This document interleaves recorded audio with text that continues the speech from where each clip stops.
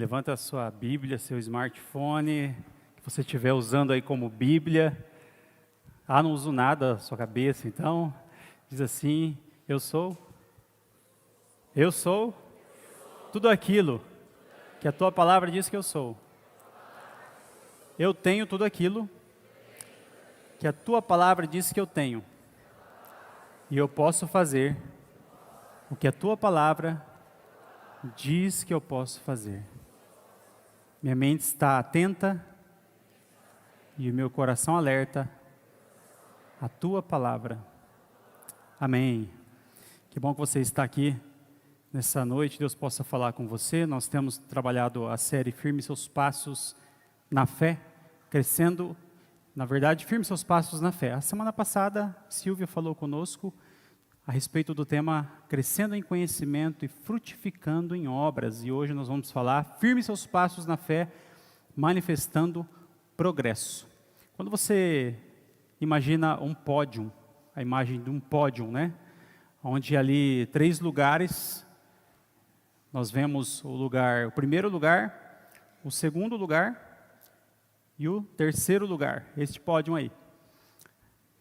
Esquece do primeiro lugar. Entre o segundo e o terceiro lugar, quem é a pessoa mais feliz?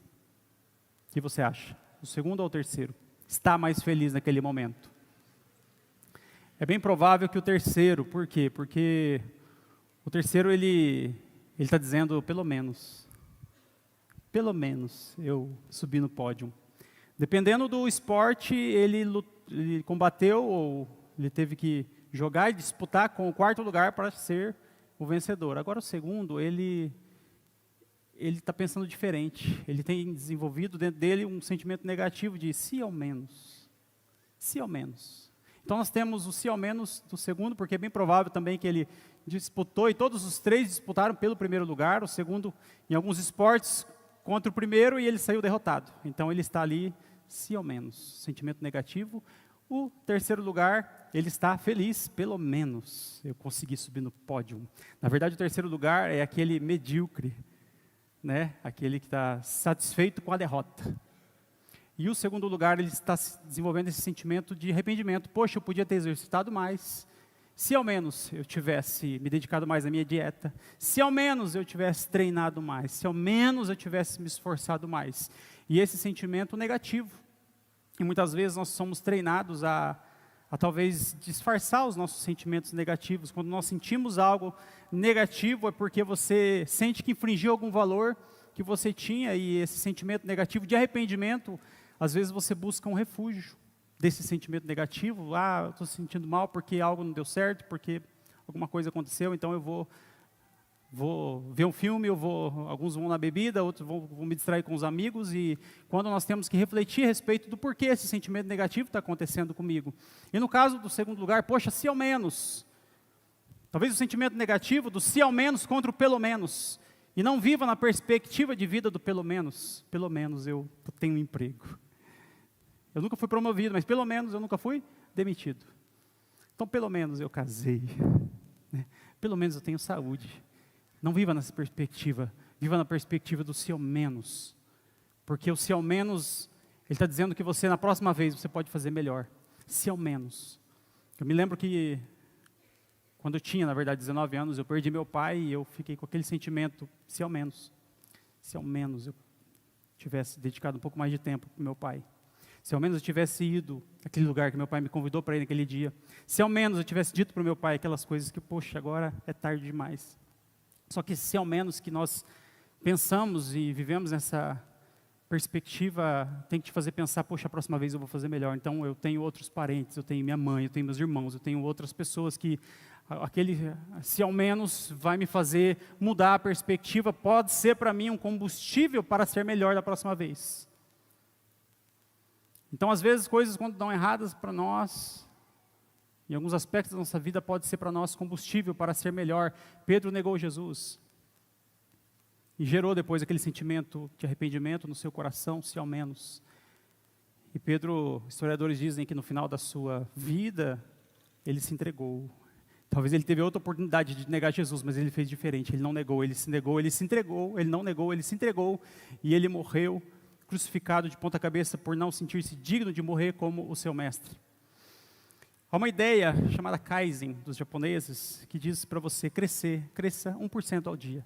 Às vezes nós queremos grandes transformações, grandes mudanças, mas mude, cresça 1% ao dia.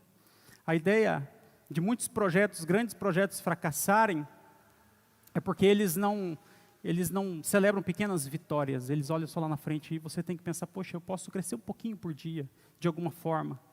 Eu posso crescer no meu intelecto, eu posso melhorar as minhas emoções, eu posso melhorar os meus relacionamentos, mas 1% ao dia já é suficiente, porque lá na frente haverá uma grande melhora na sua vida. E nós, às vezes, almejamos por grandes transformações e fracassamos, porque é difícil. 1% ao dia, um pouquinho ao dia, nós podemos assim crescer. E há muita gente hoje que vive muito em função do depois, esquece do hoje. Então, aquele que entra no dia pensando, almejando pelo fim do dia, ele entra na semana almejando pela sexta-feira. Quando vem fim de semana, ele entra no ano pensando nas férias, no fim do ano. E certa vez eu ouvi, inclusive, o pastor Edson falando nesse lugar, que ele gosta muito dos começos, era uma mensagem de fim de ano. E os começos nos fazem refletir. Os começos são melhores do que os fins. Eu prefiro o começo do dia, me identifiquei, do que o fim do dia, porque o começo do dia eu penso que eu posso renovar, fazer diferente. O começo da semana, eu posso ser melhor nessa semana, como podemos produzir mais nessa semana, como podemos ser melhores nessa semana. A ideia das pessoas, às vezes, odiarem a segunda-feira, né? E amarem a sexta-feira. Nós temos que entrar numa ideia avessa a essa, de que, poxa, é o começo da semana, eu posso ser bom, eu posso ser melhor, eu posso amar a segunda-feira para ser uma pessoa diferente, chegar na sexta-feira melhor. Uma pessoa transformada, renovada, tendo melhorado 1% ao dia. E John Maxwell, ele diz assim que o segredo do sucesso está onde? O segredo na sua agenda diária. Ele afirma o seguinte: deixa eu passar o dia com você e ver como você lida com esse dia, como você encara o seu dia, e eu vou saber se você vai ser ou não uma pessoa de sucesso. Porque o sucesso, para muitos, é algo que você almeja lá na frente, de ser bem-sucedido, mas começa a partir do momento que você acorda, como você acorda, todos os dias. E eu gostaria de fazer a leitura de primeira carta de Paulo a Timóteo, no capítulo 4, do verso 14 ao 16, que diz: não seja negligente para com o dom que você recebeu, o qual lhe foi dado mediante profecia, com a imposição das mãos do presbítero, e medite essas coisas e dedique-se a elas, para que o seu progresso seja visto por todos. Cuide de você mesmo e da doutrina. Continue nesses deveres, porque fazendo assim você salvará tanto a si mesmo, como aos que o ouvem. Pai, essa é a sua palavra. Obrigado porque o Senhor nos dá o privilégio de meditar na sua verdade, aprender com a sua verdade, que possamos aplicar no nosso dia a dia, viver como testemunhas do Senhor, meu Pai, progredindo e crescendo em nome de Jesus. Amém.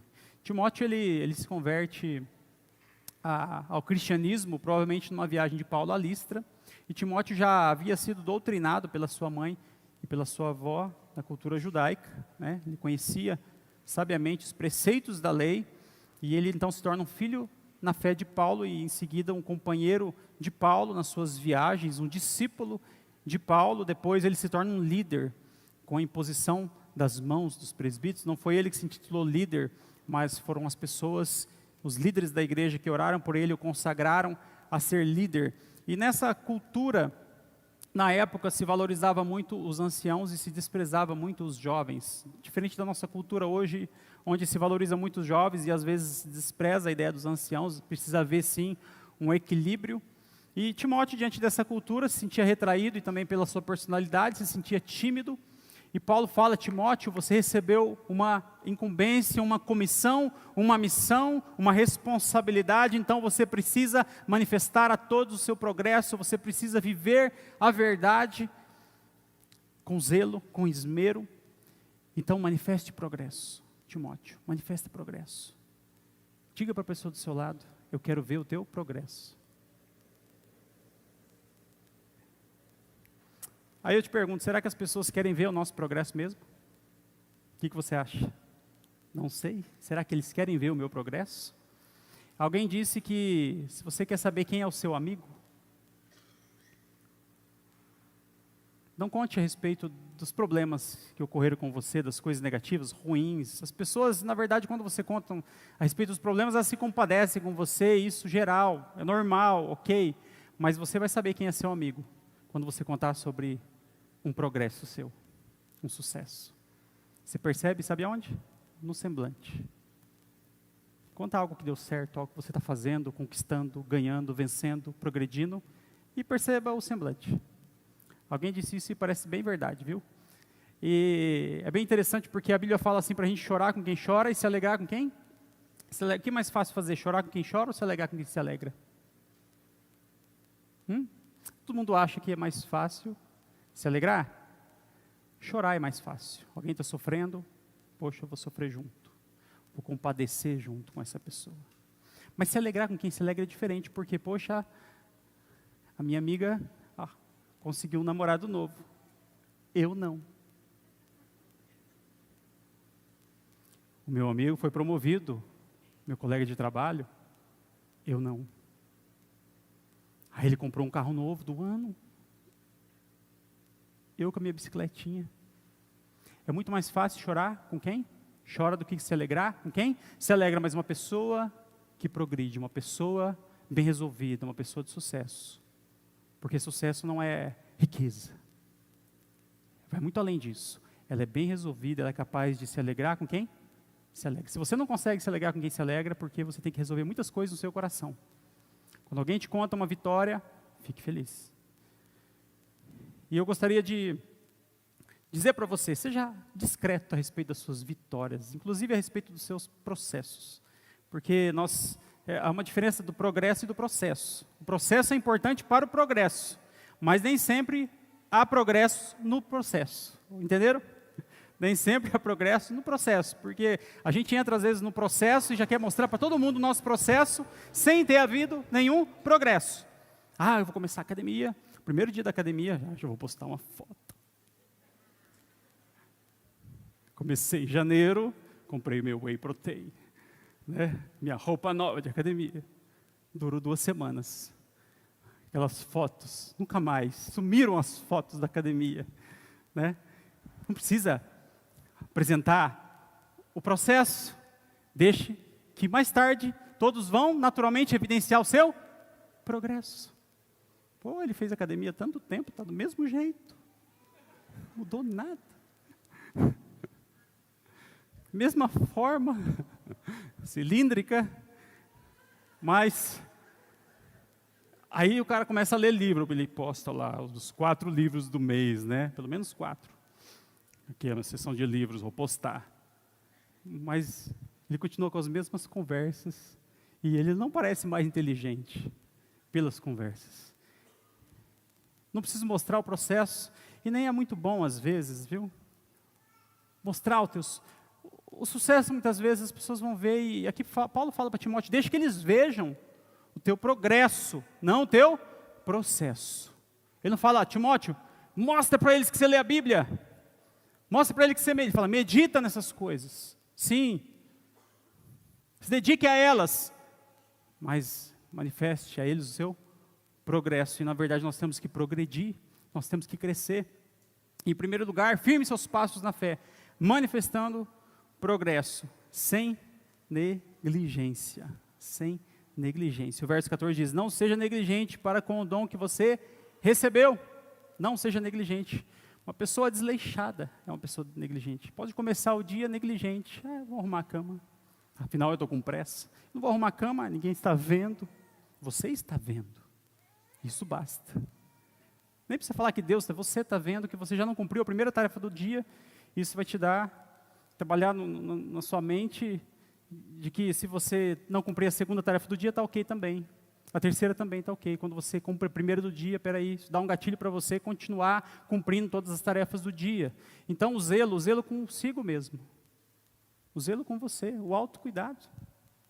Há muita gente negligente. Negligência é o ato de agir sem tomar as devidas precauções com descuido, sem atenção.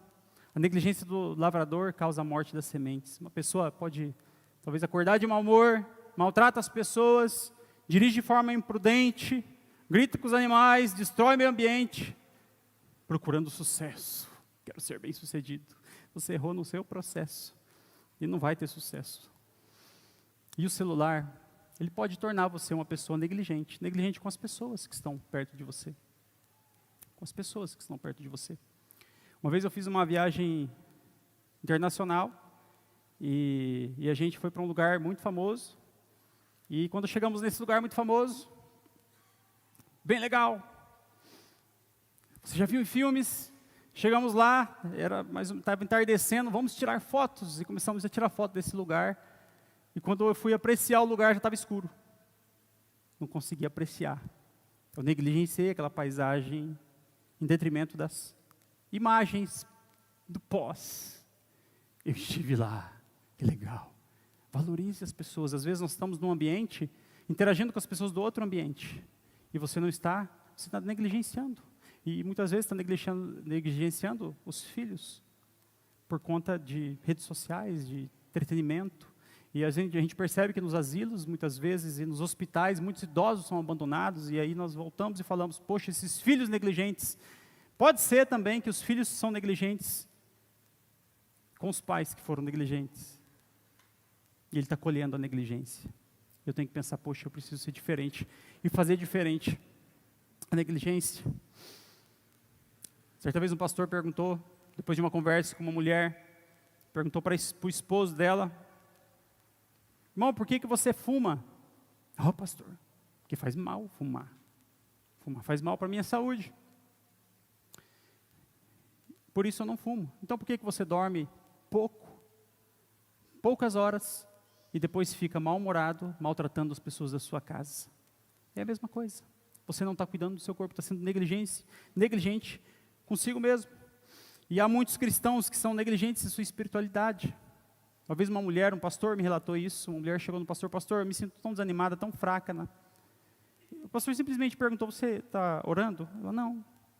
A senhora lê a Bíblia? Também não. É a mesma coisa que você chegar diante de mim e dizer, olha, eu estou me sentindo fraco fisicamente, eu estou meio desnutrido. Você está almoçando? Não. Jantando? Também não. Toma café? Não. Vai adiantar eu te aconselhar? Vai comer, vai se alimentar, vai se nutrir, vai se fortalecer. Na verdade, essa é a ideia. E ele diz, Timóteo, luta o bom combate, preserve a fé e a boa consciência, porquanto algumas pessoas, vindo a rejeitá-la, naufragaram na fé. Não seja descuidado com a sua vida, com a sua espiritualidade. Você não seja negligente. Você pode naufragar na fé, caso haja descuido, falte o zelo. Diz a Timóteo, na sua segunda carta, a que nós lemos é a primeira, havia ali 2 anos, ele diz, não negligencie o dom. Depois ele fala, Timóteo, na segunda carta, depois de 2, 3 anos, reacenda a chama do dom de Deus. Parece que havia apagado. Timóteo, reacenda. Pode ser que Deus esteja falando contigo também, reacenda a chama do dom de Deus que está em você. Porque Ele não te deu espírito de covardia, mas de poder, moderação e de amor. Reacenda a chama do dom de Deus, não seja negligente. De que adianta você negligenciar a vida de devoção todos os dias, onde você tem uma Bíblia diante de ti, e vir numa terça da esperança fazer campanha para Deus resolva os seus problemas? Deus não vai resolver problemas. Você é o problema que Deus quer resolver. Quando você se entrega, quando você não se torna negligente. Depois, em segundo lugar, firme seus passos na fé, manifestando progresso com plena entrega. Plena entrega. A Bíblia diz no verso 15, medite essas coisas, dedique-se a elas, para que o seu progresso seja visto por todos. Medite nessas coisas. Meditação. Se ocupe, se entrega. Paulo diz na carta aos Colossos, procure as coisas que são do alto, onde Cristo está sentado à direita de Deus, e mantenha o pensamento nas coisas do alto. Mantenha o pensamento, entrega, gente. As pessoas só se entregam naquilo que elas acreditam. Romanos 12, 2 diz assim, ofereçam a si mesmo como sacrifício vivo, santo e agradável a Deus. Ofereça-se. Entrega o teu caminho ao Senhor, confia nele, e o mais Ele o fará. Quando eu estive um tempo atrás assistindo o filme Pelé Eterno, e aquele menino, ele quando menino, o pai dele era jogador, e o Brasil perdeu a Copa do Mundo, ele com 8 anos falou, pai, eu vou ser jogador de futebol, e eu vou fazer o Brasil ser campeão do mundo. Tinha 8 anos aquele menino. E ele com 16 anos levou o Brasil a ser campeão do mundo. E quando você assiste o depoimento do Pelé Eterno, ele se entregou tanto àquela paixão, aquilo, que o treino acabava, ele continuava treinando cabeçadas, ele continuava treinando. E os amigos do Pelé falam que ele, dormindo, gritava, gol! Ele respirava aquilo, ele viveu aquilo, ele não se tornou o melhor do mundo, o Pelé Eterno, por acaso. Houve um processo para ver o progresso. Há muita gente com talento como o Pelé, mas que não se entregou, escolheu outras coisas, se distraiu com muitas coisas. E as pessoas, para se entregarem, para se comprometerem a algo, elas precisam acreditar em algo junto com você. Martin Luther King, na luta contra a segregação racial, ele não disse, eu tenho um projeto, uma ideia, ele falou, eu tenho um sonho. E todas as pessoas que tinham o mesmo sonho se identificaram com ele, se entregaram àquela causa, e eles ganharam, e eles venceram. Eu tenho um sonho, eu me entrego a uma causa, porque eu acredito nessa causa. O porquê? Porque eu venho, a terça da esperança. O porquê eu quero seguir Jesus, o porquê, qual a causa, qual a razão, é mais do que o que eu faço, mas o porquê eu faço. O porquê conecta você com uma causa maior, com um propósito. Em terceiro lugar, firme seus passos na fé, manifestando progresso com zelo pessoal e espiritual. Verso 16 diz, cuide de você mesmo e da doutrina. Cuida de ti. Eu listei algumas práticas de pessoas bem-sucedidas. Elas têm missão de vida, razão de viver. Elas são disciplinadas em relação às redes sociais. Elas estão em constante crescimento. Elas encontram felicidade no sucesso alheio e trabalham duro. O Elon Musk, pessoa que está em alta agora aí, um dos homens mais poderosos do mundo, podemos assim dizer, costuma ouvir a pergunta sobre como aprendeu a construir foguetes. A resposta dele é, eu li livros. Bill Gates, ele relatou ler 50 obras por ano. Existe um processo, não é sorte não, é obra do acaso, não é muito inteligente, existe esforço, existe uma entrega, mas nós temos que nos cuidar do nosso físico, cuidar do nosso emocional, cuidar dos nossos relacionamentos, perdoar mais, saber pedir perdão, ser paciente, se sujeitar, e também cuidar da vida espiritual. Cuida de ti mesmo e do dom, o dom que você recebeu. Que dom você recebeu? O que você está fazendo com ele? Está nas suas mãos. Como você está cuidando disso? De forma desleixada? Ou com esmero, com zelo?